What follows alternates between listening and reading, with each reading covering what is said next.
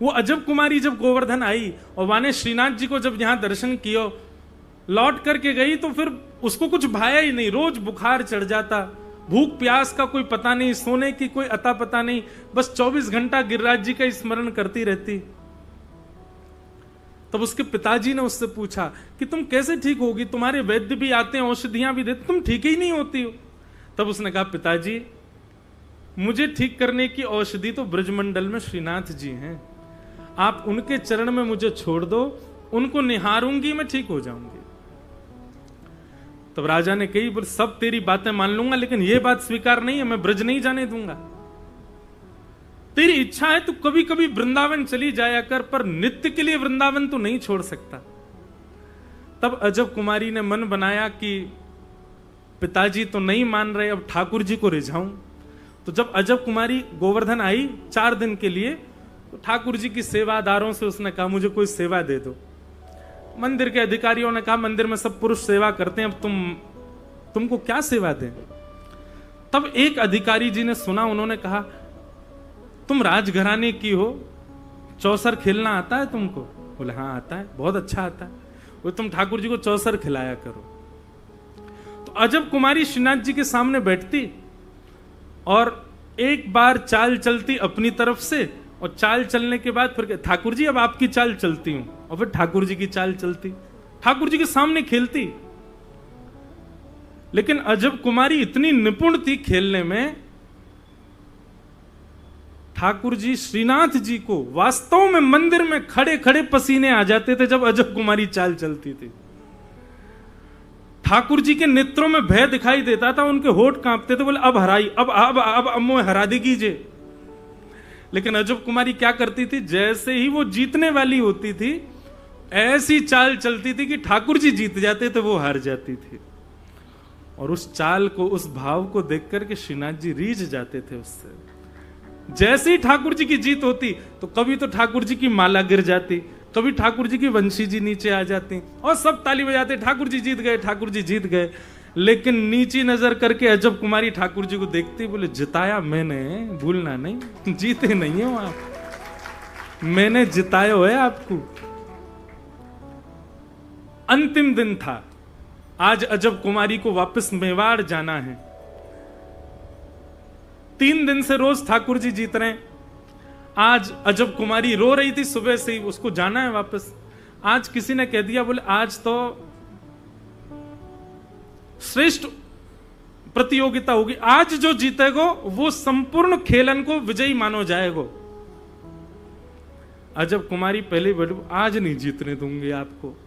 तो मानो ऐसा लगे श्रीनाथ जी अंदर से यूं कर रहे हैं, आज वो जिताई दियो, लेकिन खड़े हो जाए यूं ही। अजब कुमारी ने चाल चलना शुरू किया और चाल चले, लेकिन आज अजब कुमारी लाल नेत्र पड़े, वो ठाकुर जी को ऐसे देख रही है क्रोध में भर के, और वो ठाकुर जी की बाजी आने ही ना दे। ऐसी चाल चले, ऐसी चाल चले, ठाकुर जी के पसीना छूट गए, सबरे वस्त्र गीले पड़ गए पसीना के कारण। बोले आज ना जीतन देगी मोह। तो मानो ठाकुर जी और उसने नेत्रों से बात कर ली। ठाकुर जी बोले तेरे पाम परूं, वो जिताए दे। अजब कुमारी बोली मेरी एक बात माननी पड़ेगी। बोले तू जो कहेगी सो मानूंगा, तू पहले जिताए दे। बोले पहले जिता दूंगी मैं आपको, लेकिन जीत के बाद वचन के पक्के रहना, जो मांगूंगी सो दोगे। श्रीनाथ जी बोले जो मांगेगी सो देंगे, तू जिताए दे। और अजब कुमारी जीत रही थी, लेकिन फिर भी उसने अंत में ठाकुर जी को जिता दिया। सब जगह जय जयकार होने लगी, गिरिराज धरण की जय, गोवर्धन नाथ की जय, श्रीनाथ प्यारे की जय। अजब कुमारी बोली अब मेरा वरदान पूर्ण करो। ठाकुर जी इशारों में ही चर्चा कर रहे हैं, क्या चाहिए बताओ। बोले जो मांगूंगी सो दोगे। बोले जो मांगेगी सो देंगे। पिता से आज्ञा मांगी कि ब्रजवास दे दो, तो पिता तो मान नहीं रहे हैं, और पिता की आज्ञा के विरुद्ध जाकर के मैं ब्रज में रहना नहीं चाहती, उनको पीड़ा देकर के यहां रहूं, ये मेरा मन नहीं है। इसलिए पिता तो नहीं मान रहे हैं, लेकिन अब आप मानो, आप मेरे लिए मेवाड़ चलो और मेवाड़ में विराजो। ठाकुर जी बोले तेने तो सब जगह जिताए के मुंह को हराए दियो, तेने मेरो ब्रज छुड़वाए दियो, पीछे मत हटियो, ठाकुर जी वचन दिया आपने। और ऐसा कहकर के अजब कुमारी तो चली गई। अब ठाकुर जी योजना बनाने लगे, क्या करें क्या करें। तब मुगल आक्रमण कर रहे थे वृंदावन पर, तो गोविंद देव जी चले गए जयपुर, मदन मोहन जी चले गए करौली राजस्थान, जुगल किशोर जी चले गए पन्ना, और श्री गोपीनाथ जी भी चले गए जयपुर। तो सब ठाकुर जी जा रहे थे, क्योंकि आक्रमण यहां कोई राजा रक्षा ही नहीं कर पा रहा था मंदिरों की। तब ठाकुर जी ने ऐसी योजना बनाई और यहां के सब वैष्णवों से कहा, बोले देखो जो मुगल आकर के मेरे मंदिर पर आक्रमण करेंगे मुंह को छू जाएंगे। सब ने कही, बोले ठाकुर जी आप परमात्मा हो, परब्रह्म हो, मुगलों को चुटकी बजाए तो खत्म हो जाएंगे। ठाकुर जी बोले ये कलयुग है, कलयुग में मैं भक्त के अधीन रहता हूं। वो खवाएगो तो खाऊंगो, वो सुवाएगो तो सोऊंगो, वो चलाएगो तो चलूंगो, वो स्नान कराएगो तो करूंगो, वो श्रृंगार करेगो तो धराऊंगो, अपनी इच्छा से कुछ नहीं। कलयुग में ठाकुर जी मेरी और आपकी इच्छा से रहते हैं। कभी कभी तो लगता है हम भक्त हैं कि वो भक्त हैं हमारे। ठाकुर जी बोले मेरी इच्छा नहीं चलेगी। तब सबने विचार किया क्या करें। तब ठाकुर जी को ले जाने की योजना बताई। भैंसा पे बैठ के श्रीनाथ जी गए। तोड़ का कौन सा धनो, तोड़ को धनो, वहां गए ठाकुर जी। टेंटी को अचार पायो, बड़ी सुंदर कथा एक दिन सुनाऊंगा मैं। और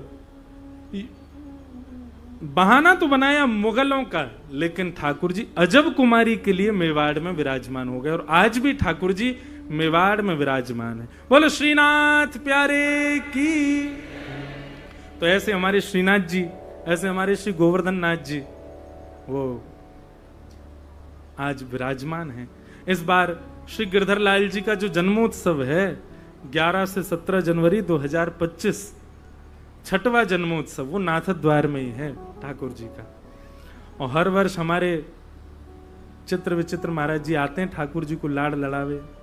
या बार भी आनो तो पड़ेगो इनको, और या बार हमारी दीदी भी आएंगी ठाकुर जी को आनंद करावे के काजे। तो ऐसे हमारे श्री गोवर्धन नाथ जी श्रीनाथ जी में विराजमान भय हैं। बोलो श्रीनाथ प्यारे की। ऐसे गिरिराज जी की शरण में अब कथा शुरू करें। 8:30 बज गए। सच्चिदानंद रूपाय विश्वोत्पत्त्यादि हेतवे तापत्रय विनाशाय श्री कृष्णाय वयं नमः। सच्चिदानंद रूपाय। अब हम 5 मिनट थोड़ा कुछ महात्म कह के और फिर सप्तनिधिन को प्रणाम करके कथा को विराम देंगे। ठाकुर जी के 3 रूप हैं, सत्य, चित्त और आनंद। बंधुओं, एक ब्रजवासी के द्वारा बताई गई यह श्लोक की व्याख्या सुनो, कितनी सुंदर। उनने मुंह को ही सुनाई। सच्चिदानंद रूपाय। बोले लाला ये सत्य चित्त आनंद रूप कौन से हैं ठाकुर?